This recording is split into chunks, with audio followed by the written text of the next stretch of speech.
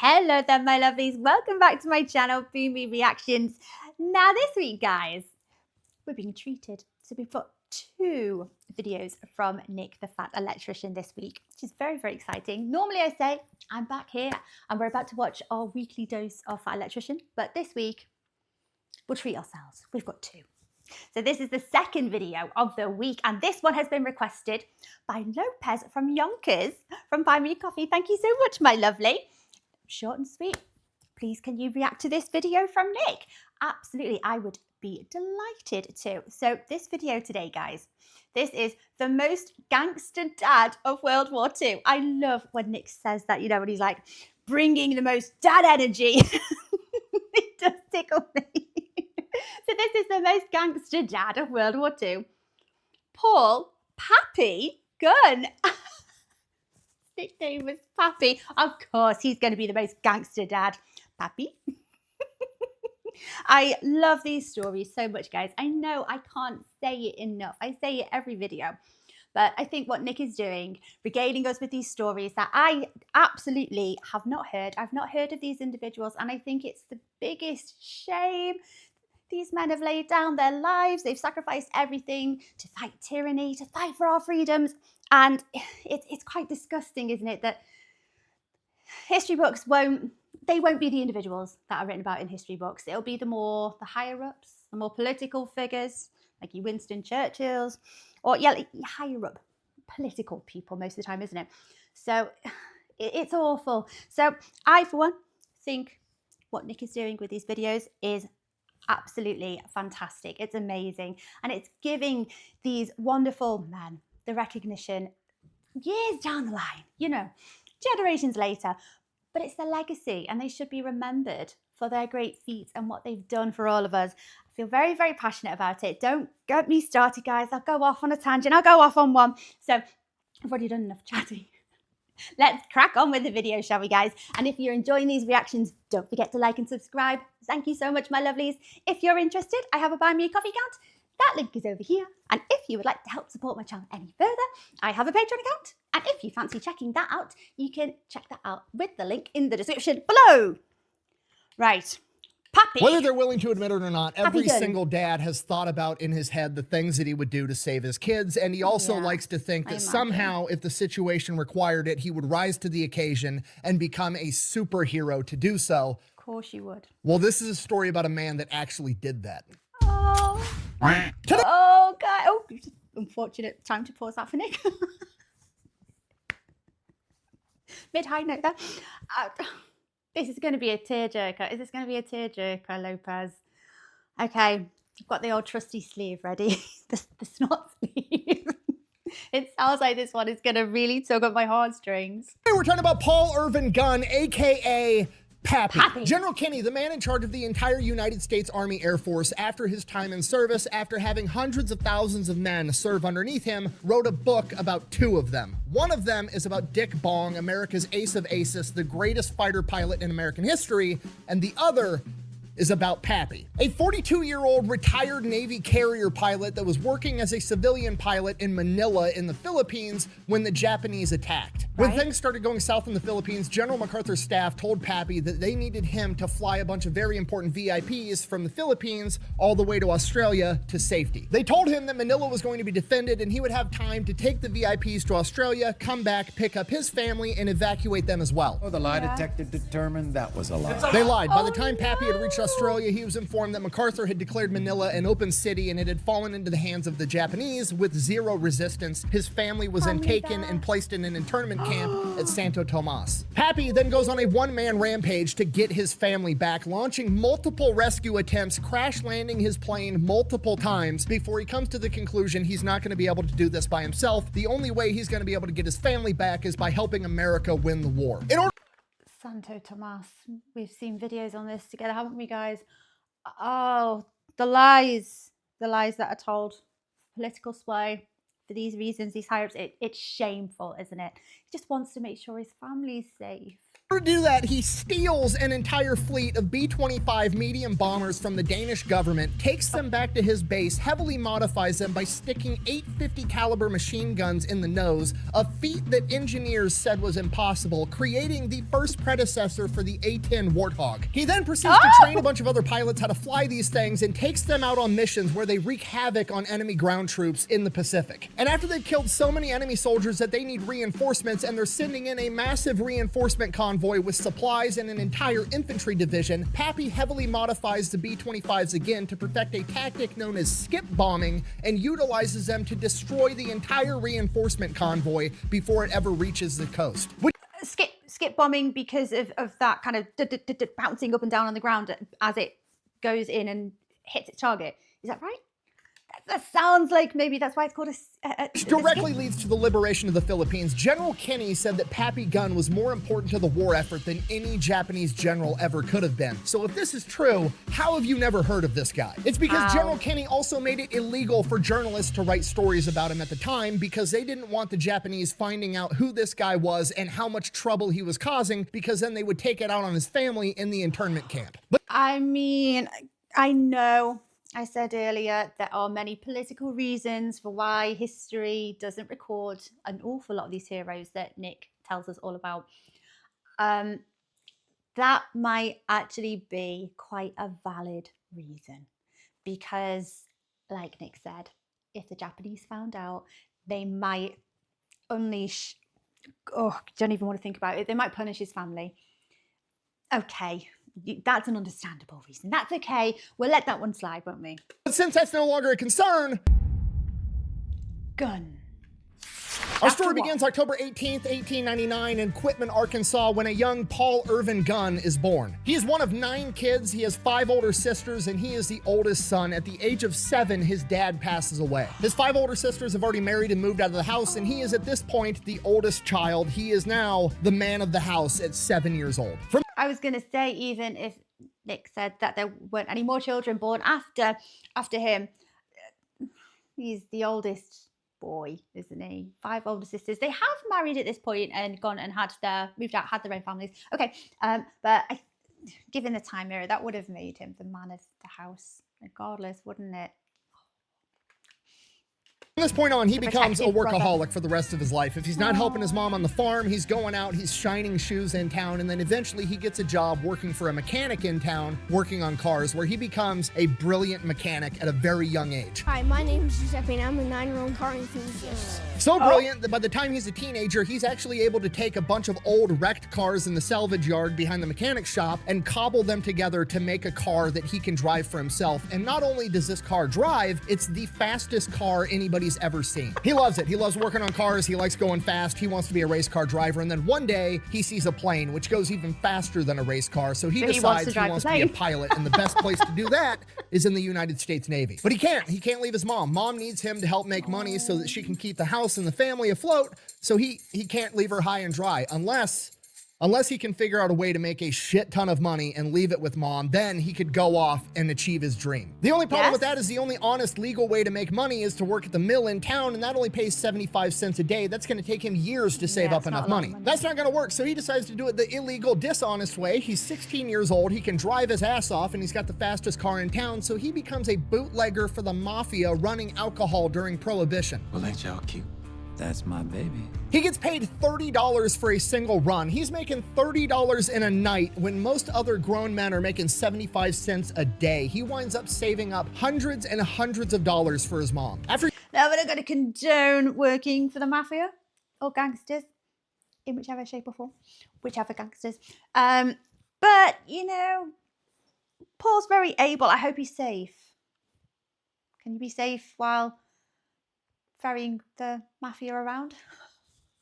He's finally saved up what he thinks is going to be enough money. He's going to go out on one last mission. He's going to go out on one last run. And on that run, the police set up a trap and they catch him on a bridge. He gets arrested. This is going on during World War I. The draft is in place, at which point he's taken to court and he is given the options, go to the military or go to jail. And he's like, well, this is perfect. I was planning on going to the military anyways. So he goes. Your plan.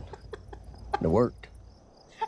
Every step of the way. Ships off for basic training to the Navy, does great, everything's going awesome, and then it dawns on him, you have to be an officer to be a pilot. He's enlisted. There's no way they're gonna let some guy who's here to avoid jail go off and become an officer, so his dreams of becoming a pilot aren't looking that great, at which point he decides he's gonna be the next closest thing he can be just to be near the planes and to do something he enjoys. He's gonna become an aviation mechanic. And that's what he does for the next 6 years. He's an aviation mechanic, and he is ungodly good at it. Like, the dude is just naturally talented, mechanically inclined. He can look at something and just know how it works. And while he's doing that, he's sending a bunch of his money back home, and the only money he's spending on himself is he's going out on his own personal time and paying civilian pilots to train him how to fly planes. Oh, bless him. He's not letting go of this dream, is he? He sounds like a bit of a robot, doesn't he? Do you think he can look at like a piece of machinery, a car, whatever it is, just kind of like scan it visually and just know exactly what's wrong with it? Like a computer.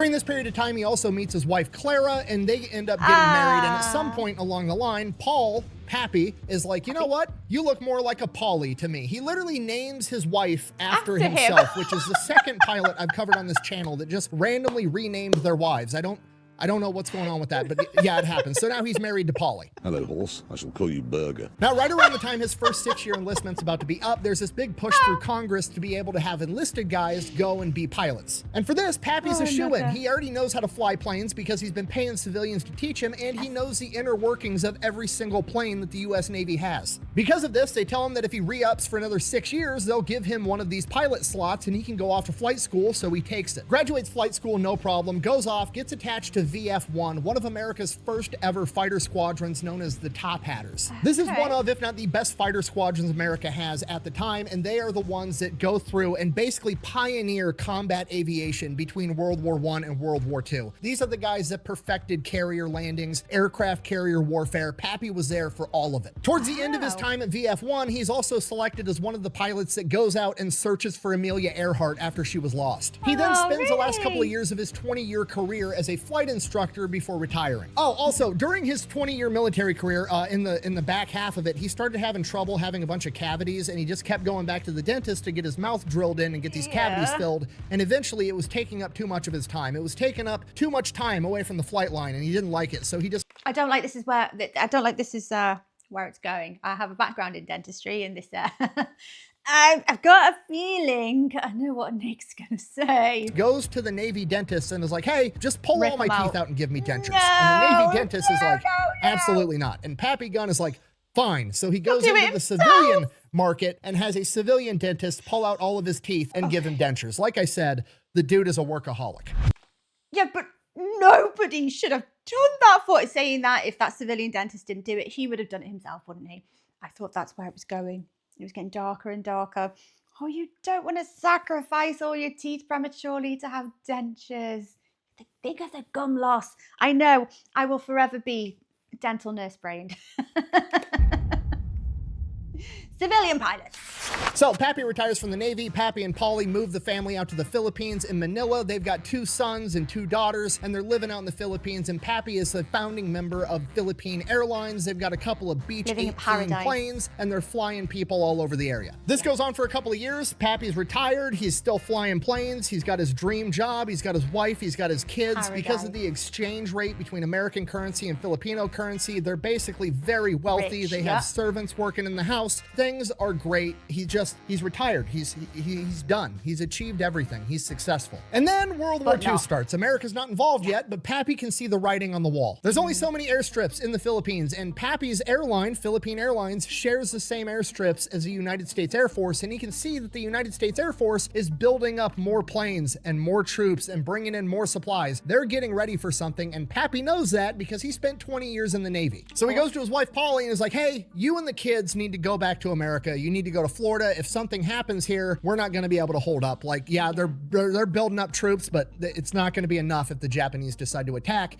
You need to get sent back home. Polly, his wife, absolutely refuses. She's not leaving. Okay, fine. Now, by this point, Pappy's been in the Philippines for years. Everybody in the aviation community knows who he is. He's the best pilot around. If you need a pilot to get you somewhere nobody else feels comfortable getting you, or you need to fly through a storm, Pappy's the guy you go to. And on December 7th, 1941 is one of these cases. Pappy's plane gets chartered to fly through a storm. Pappy does it, flies through the storm, no problem, lands. When he lands, he blows out a tire on his landing equipment. He's now stranded on this smaller island until he can get this tire fixed. Not a big deal. Until he hears all the radio transmissions that the Japanese have just attacked Pearl Harbor. Oh shit, he needs to get home right now. So he gets on a boat, and then he gets on a train, and then he gets on a bus. He travels for an entire day and eventually makes it home, hasn't slept in 2 days, walks through the door, absolutely furious. The family's freaking out. His kids are like between the ages of 8 and 14. He's pissed off. He's telling Polly, damn it, you should have listened to me. Now it's gonna be too late to get you out. I needed you to leave. Now the Japanese are coming here to attack us next, and I'm not going to be able to get you out. But he's going to have to, so he leaves. He goes back to the airfield, Nichols Field, and he goes to where his hangar is with all of his airplanes, and he separates his planes out, sticking them in the spots that are least likely to get attacked by the Japanese, not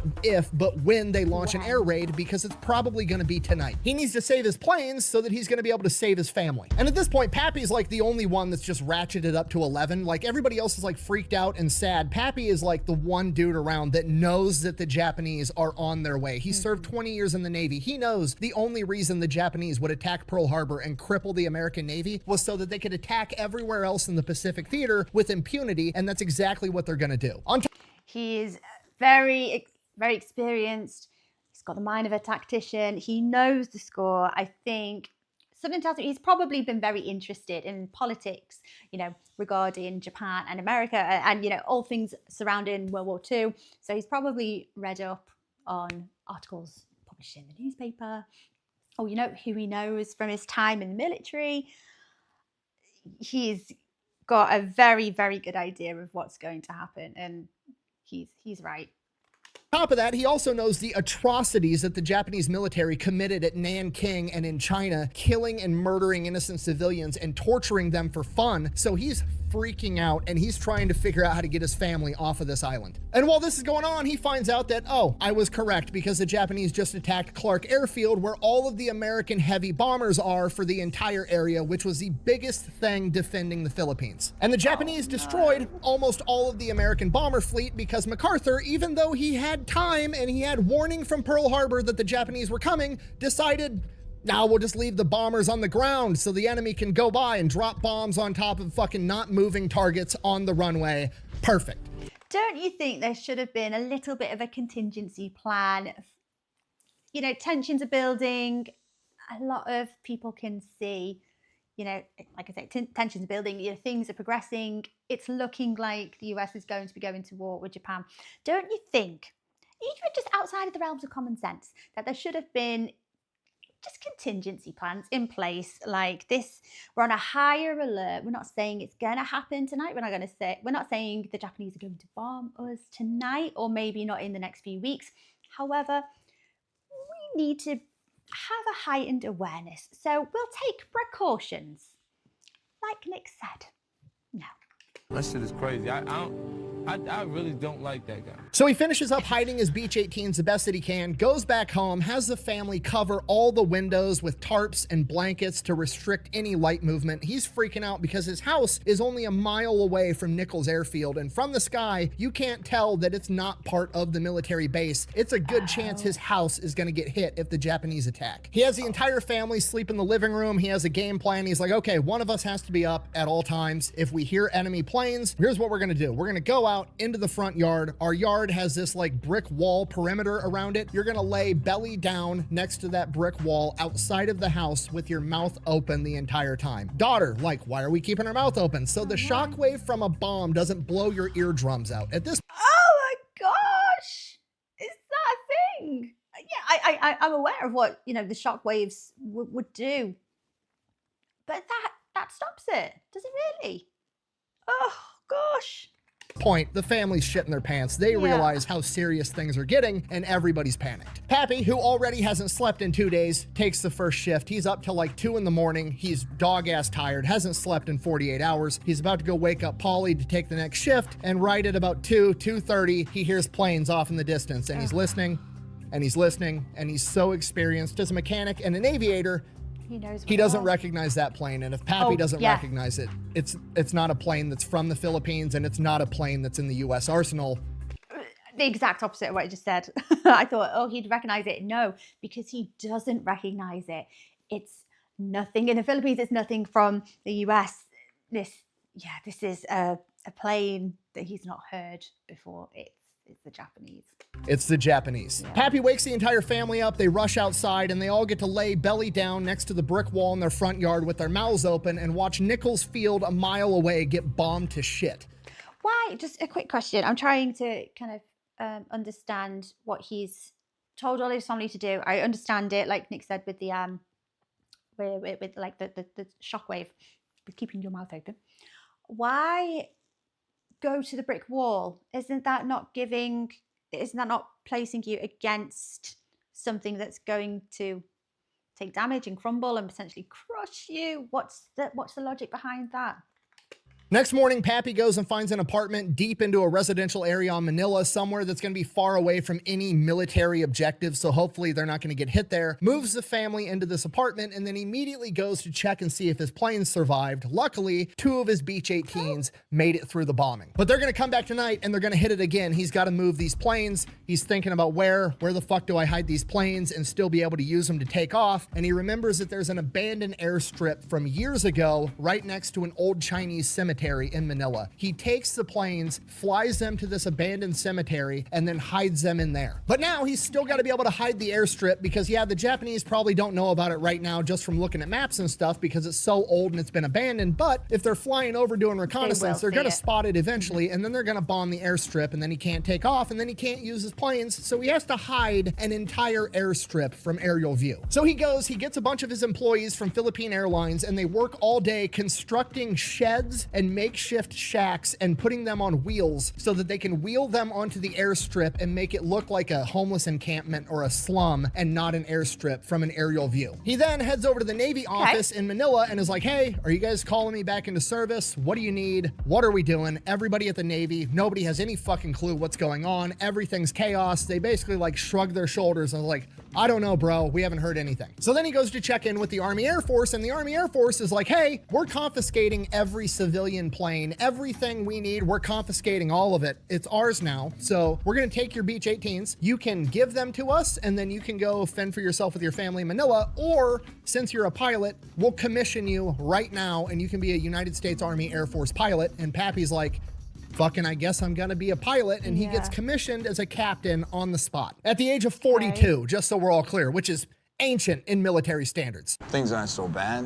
Food's a lot better. We used to boil everything. No polio's good. Internet, so helpful. From here, Pappy's working like 18 hours a day as a pilot, doing whatever they need him to do. He's flying VIPs from island to island. He's moving supplies around in his Beech 18, whatever they need. He's working like 16 hours a day. And then when he goes home, he's working trying to figure out how to get his family off this island and how to keep them safe. One of the things he needs is an air raid shelter for his family. He can't dig one because the water table in the Philippines is so high, it'll just flood. So he steals this giant boiler, cuts it open, and then builds an air raid shelter inside of this massive boiler that'll be able to deflect shrapnel, ideally bullets and everything else, and has his army guys serving under him deliver it to the front yard of their apartment, and it's just sitting in front of their apartment. Then December 13th, 1941, Pappy's on a solo mission doing a supply run, and while he's out there, basically enemy airspace at this point, 2 Zeros get on his tail. He's in a Beech 18. It's a civilian aircraft with no armor, no guns, no defensive measures. He doesn't have a parachute, and to make things worse, he's got extra fuel tanks in the back. They're not self-sealing. He's basically flying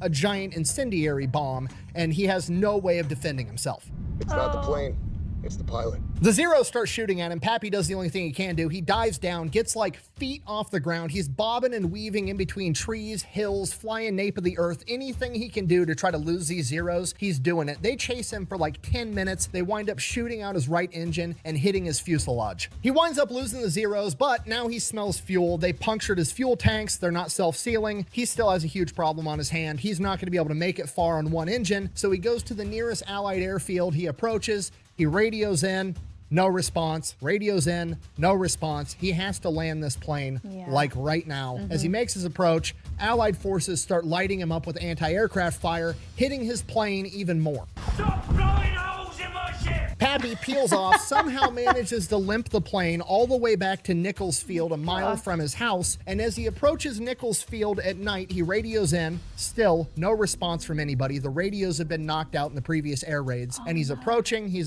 goes to hit the landing gear.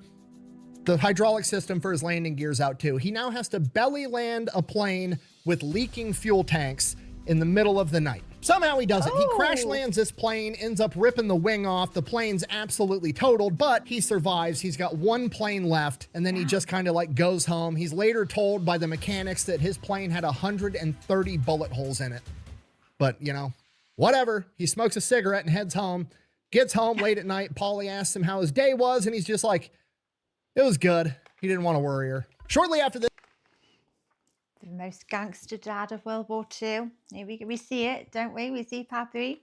the Japanese start landing ground troops absolutely everywhere. And Pappy's like, I need to figure out where to get my family. I have to get them out of Manila, like right now. And for the same reason, this is also the same time that the Army chain of command is like, we need to get out all of our super important VIPs, like right now. Pappy, being one of the best pilots they have, gets selected to fly out General Barradin, the head of the U.S. Army Air Force at this point in time. And he basically tells them, no, sorry, I got to get my family out. I've got more important shit to do. Figure out how to get your own VIP to Australia. At which point he is ordered to take General Barradin, and he is assured by the chain of command that Manila is going to be defended. He will have time to make it back and then save his family. I think even at that point, I think it's a lie, isn't it? They don't believe that at all. They're just going to say whatever it is they think he wants to hear to get him to transfer this general to Australia. It's working. So he does it. He follows orders. He flies General Barradin and his staff to Australia, and by the time he lands in Australia, he finds out that MacArthur has declared Manila an open city, and it has been turned over to the Japanese with zero resistance. His family, for all intents and purposes, as far as he knows, is either dead or put in a Japanese internment camp. Son of a bitch. Pappy flies off the fucking handle. He is pissed. He followed orders. He doesn't give a fuck about orders. He doesn't care about rank. He doesn't care about the military. He doesn't care about anything other than saving his family. And he's going to do whatever it takes to get it done. And now they're trying to tell him he's not allowed to go back to the Philippines because it's too dangerous. Guess who doesn't give a single fuck about orders ever again? You got him out of the Philippines for the sake of this general to evacuate the VIPs. You got him out of there by promising this, how safe it was. It was going to be defended. And now you're ordering him to not go back because it's too dangerous. Oh my gosh. I'm not going to say the insult that's going through my head right now, guys. Pappy Gunn. So he goes out and somehow or another he acquires $3,500 and then finds somebody that's already headed back to Manila on orders, bribes them with $3,500, gives them his wedding ring and a note that says, get this to Polly at this address. And that letter tells her, have the kids ready, pack one bag apiece, be on this road at this time. I'll be there to pick you up. 10 days later, Pappy steals a military plane, flies it into the Philippines with no escort in enemy territory, completely unguarded at night, lands it on the civilian road that he told his wife to meet him at, and he sits there and he waits and he waits and he waits, and his family doesn't show up. So he does the only thing he can do. He heads back to Australia. Pappy gets back to Australia, starts trying to figure out what to do, starts going to different military units. Pappy, he just got commissioned as a captain. He wasn't attached to a unit formally. They were just like, here's your commission, go do whatever the fuck we tell you, and that's what was going on. He doesn't really know who his chain of command even is, so he just starts wandering around military bases from unit to unit, trying to figure out how he can help. He starts volunteering for any dangerous mission, recon, supply runs, anything that will get him back or close to Manila so he can ideally also rescue his family. During this time, he never gets the opportunity to rescue his family. Allegedly, according to legend, he crashes 3 to 5 planes, survives every single one of them, and just somehow keeps making his way back to Australia. And every time he makes it back to Australia, nothing's improving. Everybody is just kind of like scrambling around. Nobody knows what the fuck is going on. A lot of people just aren't doing anything because nobody knows what to do. And then Pappy eventually finds Colonel Davies of the 27th Bomb Group, who has the same attitude and demeanor as Pappy of, we need to get shit done. And the problem Colonel Davies is having is he can't get any supplies from the US government because the Quartermaster Corps isn't in warfighting mode. They're in like do everything by the book mode. So they're just hoarding all these supplies in warehouses and refusing to give them out to the combat units, so they can't get anything done because they can't get their planes up and running. So Pappy decides he's going to take matters into his own hands. He goes to Colonel Davies and is like, hey, give me a couple of mechanics that know everything you guys need to get these planes up and running, and we'll go get it. Colonel Davies gives him the 2 mechanics. They hop in 2 trucks. They drive out to a Quartermaster US military warehouse with Tommy guns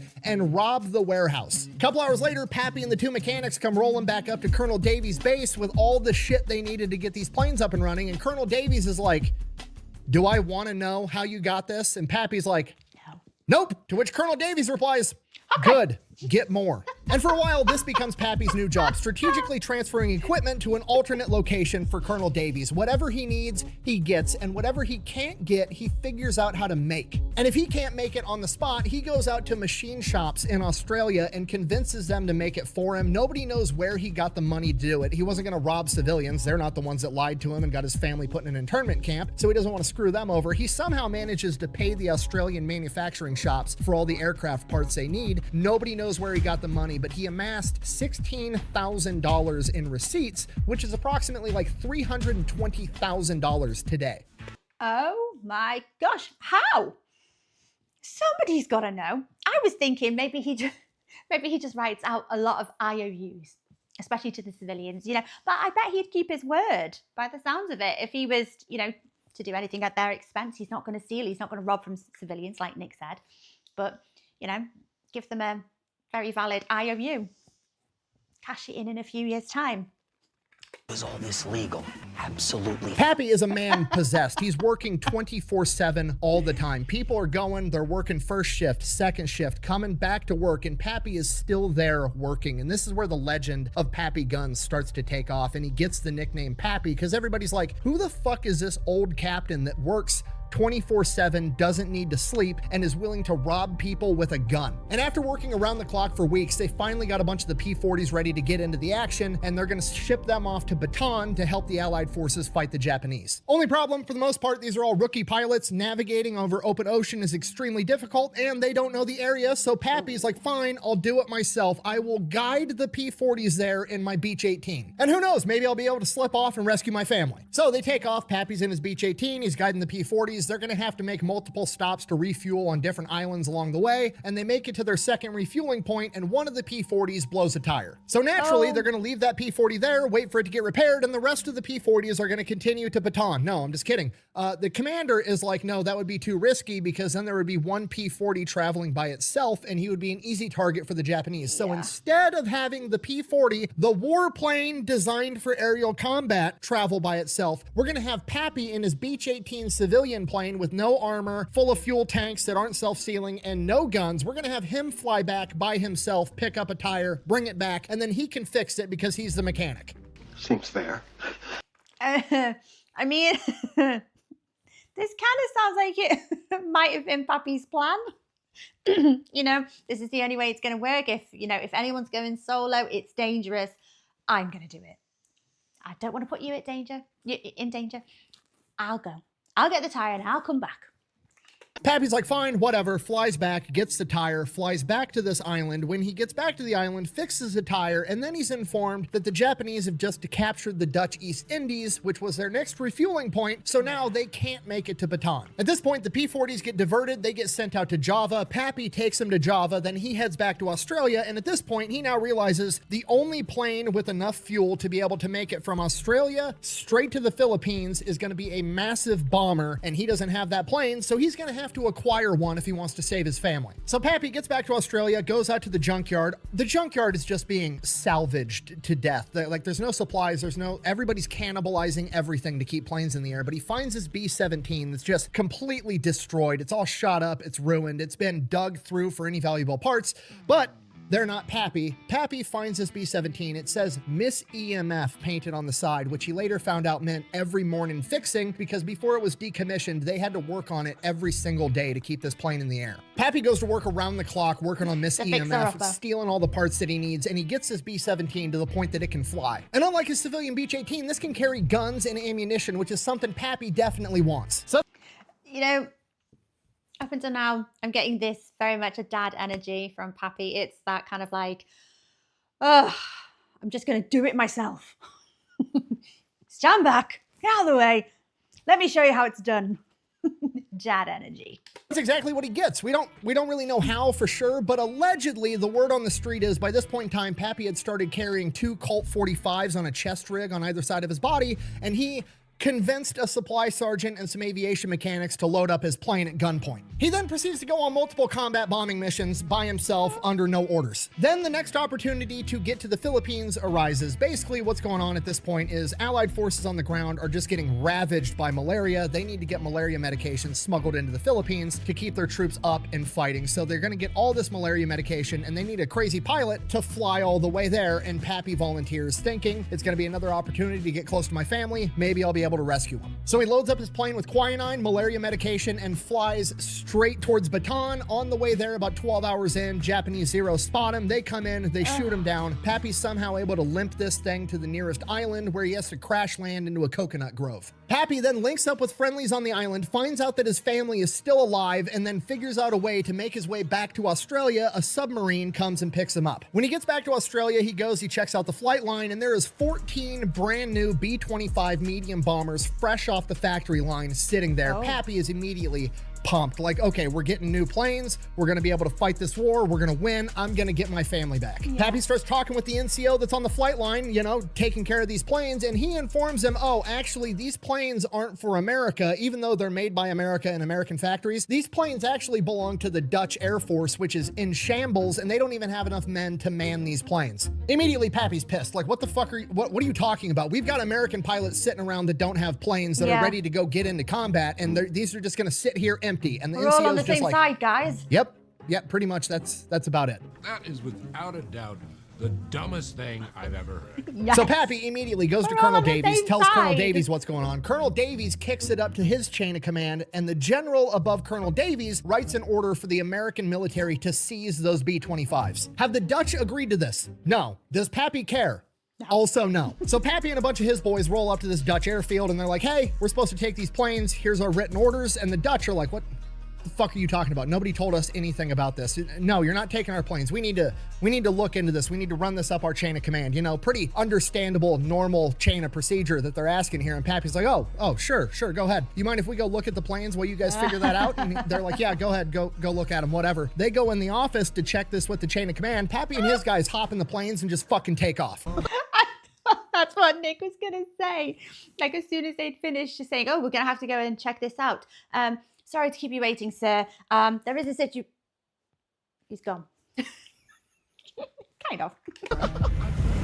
By the time they land back at their airfield, the Dutch have already radioed up to the American chain of command. There's some major from a different chain of command that's there barking orders saying, we need to take the planes back right now. You stole these planes, blah, blah, blah, blah, blah. Colonel Davies comes around the corner and is like, what orders do you have to make us send these planes back? And he's like, I have verbal orders from so-and-so. And he's like, cool, well, I have written orders right here, and written orders trump verbal orders, so fuck off, the planes are ours.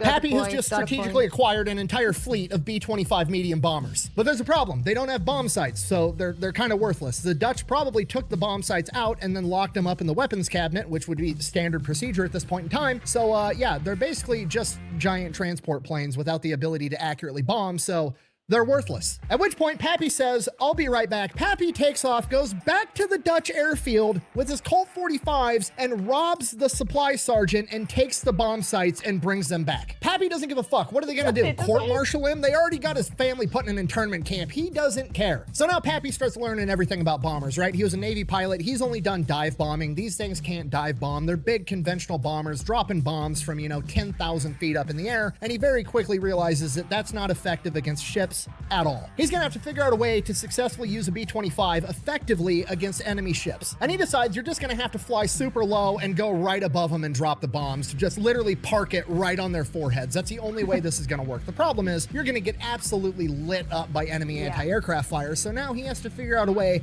to suppress the enemy anti-aircraft fire. So he goes out and he acquires an A-20 Havoc, a light bomber, and then he also goes out and acquires 6 50 caliber machine guns and figures out a way to mount them in the nose. And the A-20 Havoc is gonna go in and strafe the entire deck, taking out the anti-aircraft guns, or at the very least suppressing them so they can't shoot at the B-25s, and the B-25s are gonna fly right over the top and bomb the fuck out of the ship and sink it. That's the... I love his attitude of, there's a problem. Oh, for God's sake. Okay, I'm going to march straight back to where I've just come from, and I'm going to go in, I'm going to get a different plane.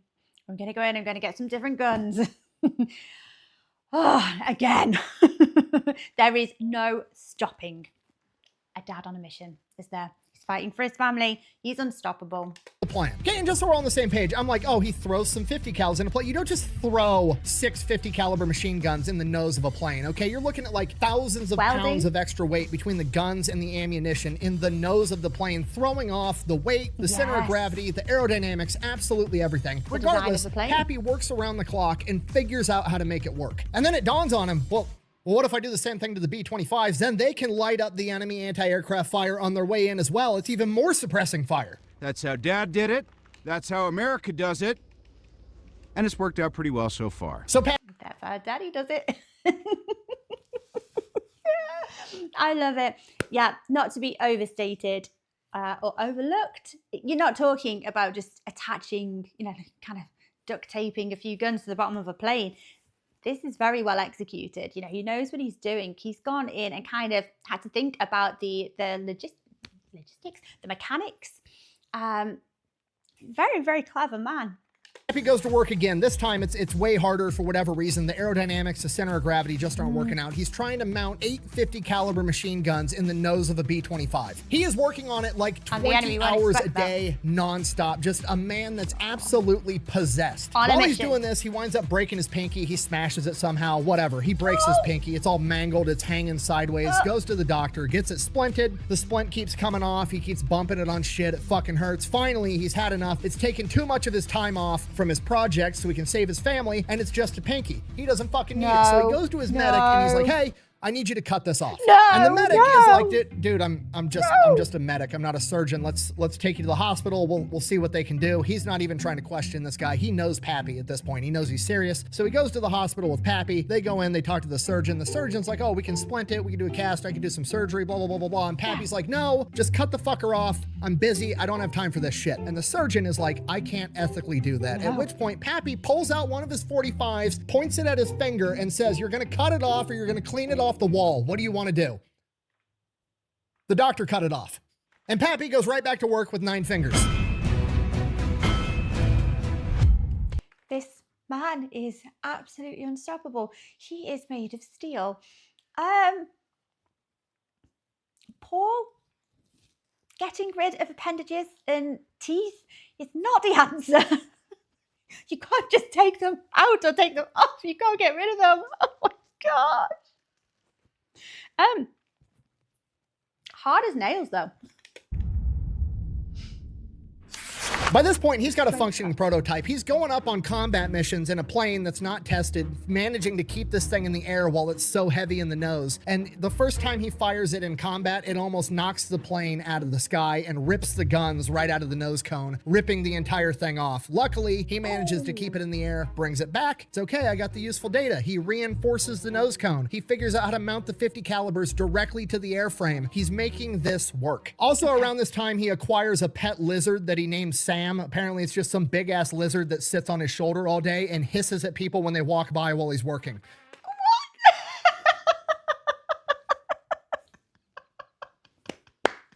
I did not, of all the things Nick was going to say next, I did not expect that. Oh, he needs a companion, doesn't he? He needs a pet. I can't imagine there's many dogs around. So, you know, Next best thing is a big lizard. So everybody's just kind of like the old crazy dude. What did he Pappy call is him? just he's lost his fucking mind. He continues working on the plane. He continues going up on these test determined. runs. Sam the lizard is flying shotgun on his shoulder the entire time. Eventually, he thinks he's got it. He thinks he's perfected the design. He has made this plane work somehow, and he wants to go test it. The problem is, there's no combat missions for the day, so he takes off anyways, and he's just flying around looking for something to shoot. He flies over a farm, and he sees a cow. Pappy and Sam, it was probably Sam's idea, but Pappy ends up strafing this cow, and allegedly, the 50 caliber machine gun fire from 8 50 cals picked the cow so high up into the air that he actually flew underneath it.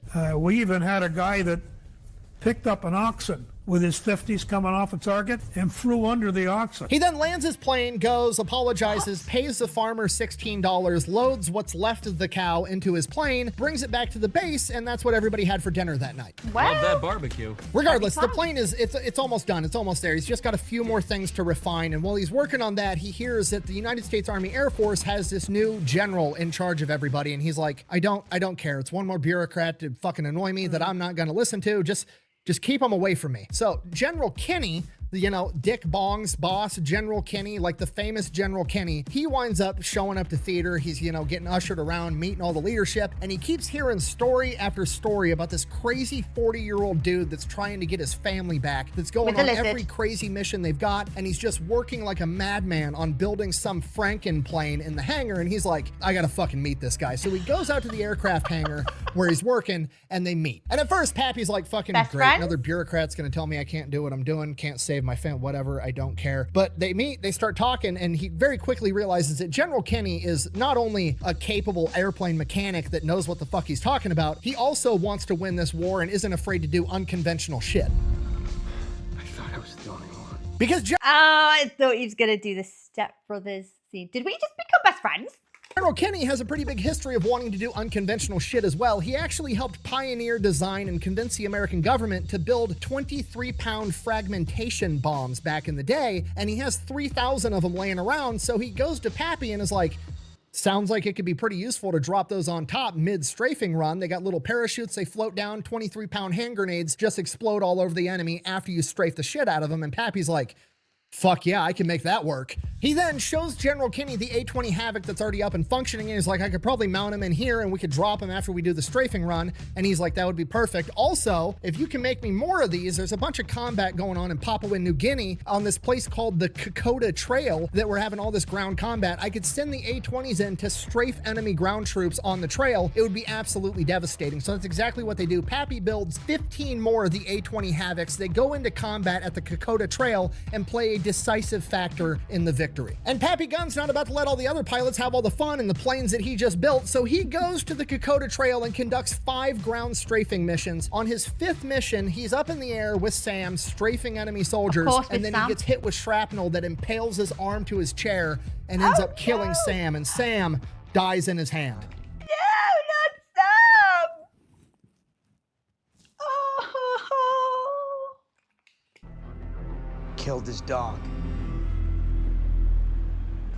Okay, Pappy hasn't gave a fuck in a long time. Now he's running at an active deficit. They've killed the only thing that's brought him any joy in the past like year and a half. But the silver lining is General Kenny, seeing how effective the A-20 Havocs were at ground combat, makes Pappy Gunn his head of special projects. Pappy no longer has to steal shit. He no longer has to acquire stuff and rob people. He has a blank check with the DOD budget. He's gonna get whatever the fuck he wants whenever he wants it. And with that, he decides the B-25s might be even more effective at sinking enemy ships if they could skip bomb. Skip bombing was a technique that was originally pioneered by the British, where the plan was fly really fast right above the water, drop your bomb going so fast that the bomb skips across the water like a rock on a pond and then clashes into the side of the enemy ship and explodes. Pappy goes in, gets his skip bombs, modifies the fuses so they have an 11-second delay, giving them enough time that they're going to be able to punch into the enemy ship's hull and then explode on the inside. He then retrofits the B-25 to function with this new skip bombing technique, and and then he goes out and tests it on some abandoned ship they have off the coast, and it's effective, at which point he goes to work with a bunch of other mechanics, modifying all 14 of the B-25s, and then he gets more B-25s coming in, and he modifies all those too. So now the B-25 has been changed from a medium bomber into what amounts to an A-10 Warthog that can skip bombs at you. I imagine they're obviously really effective, aren't they? Because I imagine like the first few times that these are being used, the enemy will assume that that's a miss, that, you know, the skipper bombs have dropped, but you've missed us, you know, and the planes have kind of turned away, so they've not had to go directly over the enemy ships. They'd be devastating, actually. It's go time. Late February 1943, things in the Pacific Theater are, the tide is starting to turn. On the ground, both sides are sucking. It's turning into a war of attrition. Both sides, the American and the Japanese, are struggling to get their guys troops, supplies, and reinforcements. Military intelligence has found out that the Japanese are launching a major reinforcement operation for New Guinea, where they're sending in an entire division of Japanese Marines. They're going to be coming in on 8 troop transports, being escorted by 8 Japanese destroyers. If they can somehow prevent these troops from making it to New Guinea and destroy their ships, America's going to be able to take it over that much faster. If so facto, the war ends sooner. Pappy gets his family back. Pappy is all about it. It's time to throw in the B-25s. All right, so here's the plan. Obviously, these ships are going to have fighter cover from a bunch of Japanese Zeros. We're going to send in America's new badass fighter plane, the P-38 Lightning. They're going to go clear out the Zeros. Then we're going to send in a bunch of B-17 conventional bombers. They're going to drop their bombs from like 10,000 feet up in the air. It's going to be horrifically ineffective. But we know that. It's part of the plan. We're not dropping those bombs because we think they're going to sink the ships. We're dropping those bombs because it's going to force the ships to break out of their formation and create chaos. After their formation's shattered, then we send in the A-20s to strafe the decks and suppress the enemy anti-aircraft, and then we send in the B-25s to suppress them even more and skip bombs right into the sides of their hulls. It's a good plan. Pappy's excited. General Kinney steps in and is like, no, you're too valuable to lose in combat. You're not allowed to go. So naturally, Pappy goes anyways. March 3rd, 1943, Battle of the Bismarck Sea. Everything goes according to plan. The P-38s go in, they take out the Zeros. The B-17s go in, they drop their bombs, they scatter the enemy formation, creating chaos. The A-20s go in, and this is where things take an unprecedented turn. You see, the Japanese didn't know that the A-20 strafer was a thing yet. So when they saw a bunch of light bombers approaching at low altitude, they naturally assumed that they were torpedo bombers, because obviously that's the only thing that could be. Now, the doctrine for dealing with torpedo bombers, if you're a ship, is to turn towards the torpedo bombers so you reduce how big of a target you are, because if you let them be on your full broadside, they can hit the whole side of their ship. But head on right on the front for a torpedo to be effective. So all their ship face up you are, because if you let them be on your full broadside, they can hit the whole side of their ship. But if you turn to face... Sorry guys, I just accidentally muted Nick. Okay, there we are. It makes sense to me. Okay, so yeah, they're contingency plan, what do you say? Under attack from torpedoes. Turn to face the torpedoes. So then you're reducing the target area, and you're going to take less damage because it's only going to be the front. If they do successfully hit you, it's the front of the ship instead of the entire width. Okay. They'd have to hit you dead on right on the front for a torpedo to be effective. So all their ships start turning towards the A-20 Havocs, assuming they're torpedo bombers. And what that does is it lines it up so that the A-20 Havocs, instead of strafing width-wise across the deck, are able to strafe the entire deck from bow to stern. I love it when a plan comes together. And those decks are covered in enemy infantry soldiers, by the way, or at least they were. I go, did you ever kill anybody? And he goes, I threw grenades into bunkers. I go, were there people in there? He goes, there were. Yeah. Then the B-25s come in, strafing and skipping bombs right into the sides of the hull. By the time the smoke settles, they've sunk all 8 enemy troop transports and 4 of the destroyers. And the death toll for the Japanese men on board range anywhere from 3 to 10,000. And that's it. Pappy is pretty much the driving factor and the mastermind behind the liberation of New Guinea. After seeing this, General Kinney radios back to America and is like, hey, we need to just start making the B-25s like this from the factory. He sends like the design designs, the rough sketches, the gist, the idea, and the engineers back home in America are like, that's not possible. You can't put that much weight in the front of a B-25. This will never work. It's against the laws of physics. So Kenny is like, fuck this. Pappy, pack your shit up. You're going to America. You're going to show them how to build a fucking plane. Pappy goes back to America, goes into this boardroom of all these engineers, all these, smart people that know what the fuck is going on, and they explain to him why this would never work, why it's physically impossible, blah, blah, blah, blah, blah. And Pappy's like, it works. I've done it. We did it with like 25 B-25s already, and we sank a bunch of Japanese ships. By the way, here's a bunch of pictures because I rigged cameras up to all my B-55s too, so I could yell World Star while I fucking did it.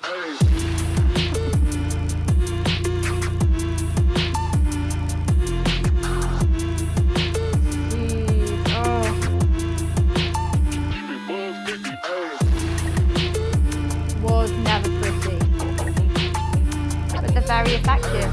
Pappy then goes and shows the engineers how he did it, and this becomes an official manufactured model of the B-25, the B-25 strafer. After that, Pappy heads back to Australia, gotta save his family, gets back to Australia, starts working as a head of special projects for General Kenny again, and then he finds out that the engineers back in America one-upped him. They didn't figure out how to mount 8 50 calibers in the B-25. They figured out how to mount 12 50 calibers in the B-25, and that's gonna be the new standard B-25 strafer. Okay, why did they call it a strafer?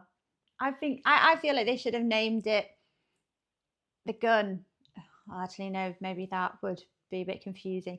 Or Pappy.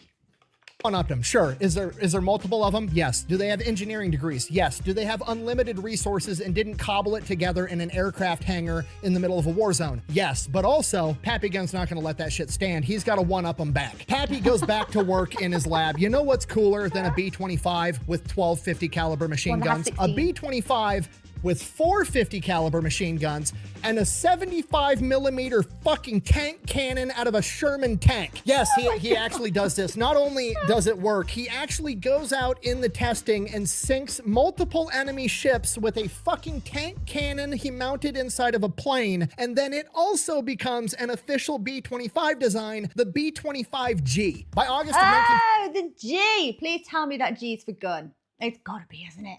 43, Pappy's designs are getting mass produced in America and sent into combat, and they are playing a pivotal role in ground warfare. They are part of the reason that we were able to win the WW2 campaign in 1943. But this still doesn't solve the problem. Like, okay, cool, America's winning the war now, but also I still need to get my wife and kids back. So he starts plotting on how he's gonna get back to the Philippines and rescue his family. By 1944, intelligence says that the Japanese are storing hundreds of Japanese planes in Manila on Dewey Boulevard, and Pappy's like, they're in a straight line. They're on a fucking street. Let me load up the B-25 with extra fuel tanks. I will fly straight there. I've got enough for a one-way trip. I will strafe all of these planes, take out hundreds of Japanese planes. I'll either land or I'll crash land, and then I'll figure out how to make it back to Australia. In reality, in the back of his head, he's like, then I'm gonna go rescue my fucking family. But General Kenny steps in and is like, no, absolutely not. You're too valuable. By September of 1944, America's gearing up to re-invade and retake the Philippines, and Pappy's like, let me go in. I'll organize guerrillas. I'll start fighting right now. And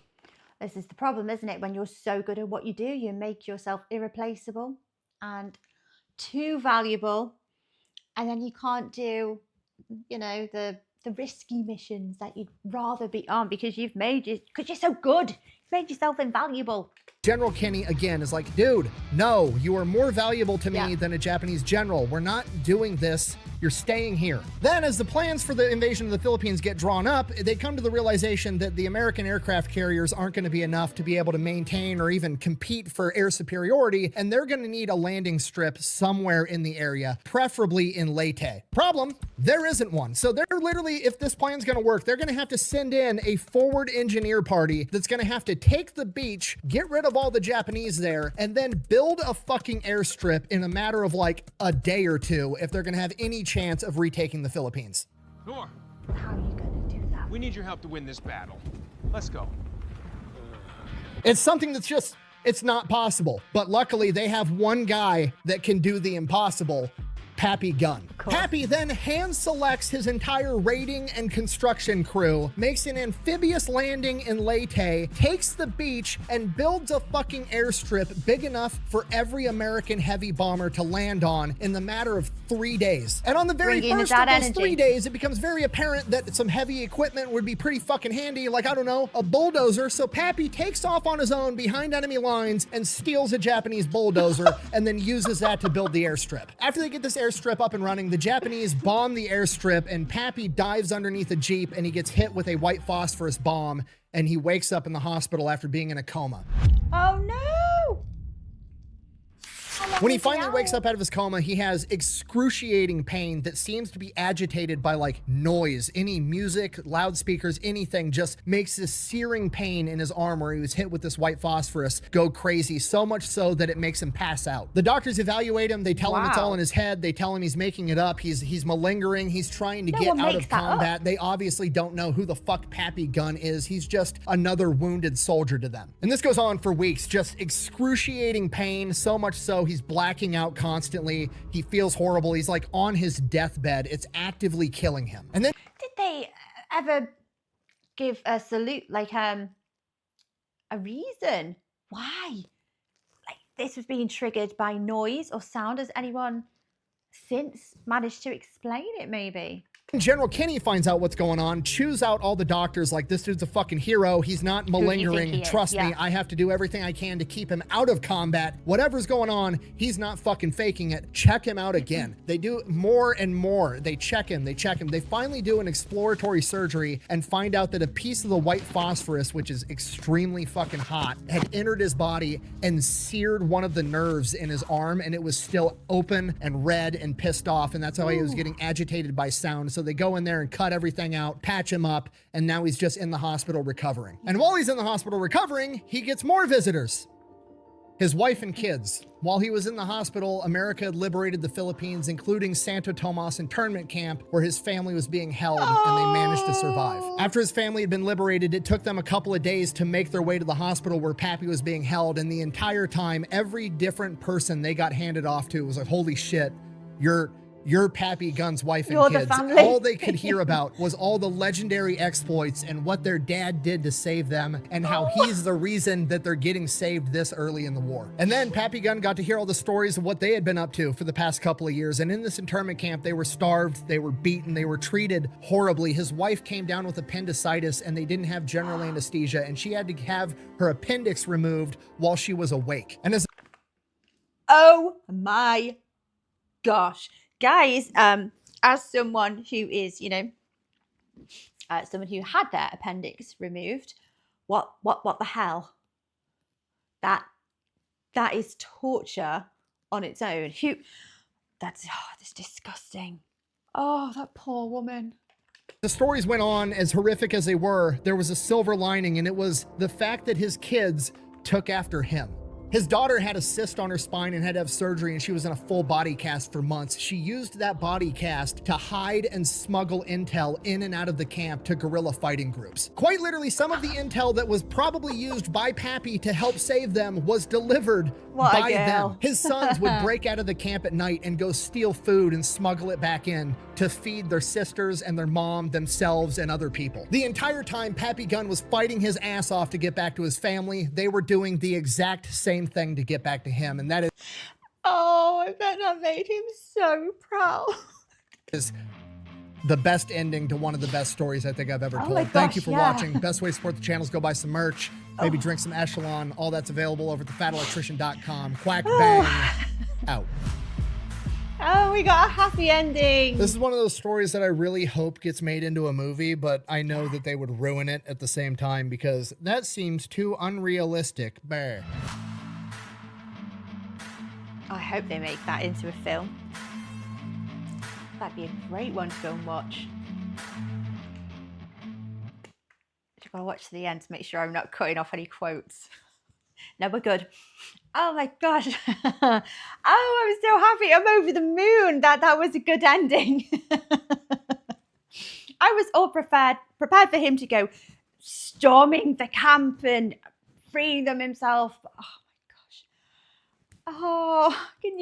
Oh, can you imagine the visitors that you happen to be get given, like, you know, getting fed up of higher ups coming to visit you. Well, go away, leave me alone, I'm recovering, blah blah blah blah.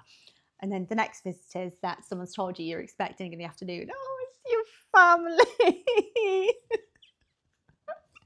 Oh, that's so lovely. Obviously, his kids take after him. His daughter. What a lady. I don't know how old she is. Is she a young lady? What a girl. They've definitely inherited his unwavering spirit. Oh my gosh. Oh, what a story. Lopez, thank you very much for requesting that one. Oh, that's lifted my heart. Very joyous after watching that. Guys, I hope you enjoyed watching this video along with me. I hope that's lifted your spirits and made you feel as happy as I am right now. Oh, maybe a little bit teary. But good teary. A good ending. Oh, how lovely. How long did he spend with his wife and kids after the war? I hope they lived a long and loving life. And oh, amazing. Guys, take care of yourselves, and I will see you in the next video. Bye bye.